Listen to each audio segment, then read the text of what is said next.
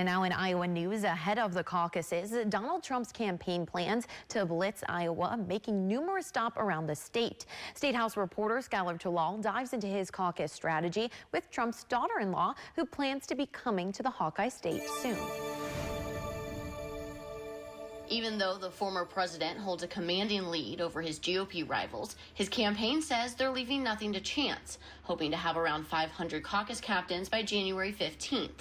Laura Trump, daughter-in-law of the former president and host of the Right View podcast, expects some of the Trump family to join the campaign trail in Iowa. In a very unique time where you may see record turnout for people coming to caucus in the state of Iowa and vote for Donald Trump. Evangelical Iowans playing a key role in a candidate's success at the caucuses, leaving GOP presidential hopefuls vying for their support. But Trump still seems to be wildly popular among Christians after his U.S. Supreme Court picks ultimately led to the overturn of Roe v. Wade. I think that they look at Donald Trump and they say, this is a guy who's going to stand up for us and say no one should be discriminated against based on their beliefs, based on their religion. And I think that that is something that is really going to be fundamental here in this campaign and this election cycle. Ron DeSantis snagging a coveted endorsement from Governor Reynolds, but Trump's campaign says it won't matter on caucus night, while it has altered the relationship between the Iowa governor and former president. If elected, do you think this grudge will kind of continue with Governor Reynolds? I believe that no matter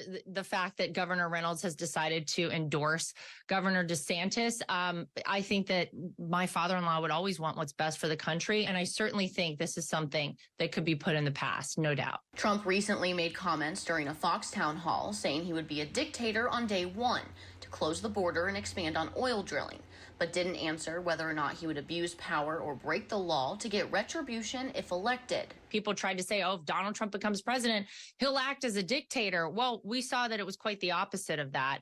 In fact, when he was president of the United States, he ultimately wants to set this country back on the right track. I don't think anyone has any honest fear about him being a dictator in any way, shape, or form. Criticizing the comments, the Biden campaign says Americans should believe Trump when he says he'd be a dictator on day one, reaffirming Democrats' position that democracy is on the line this election cycle.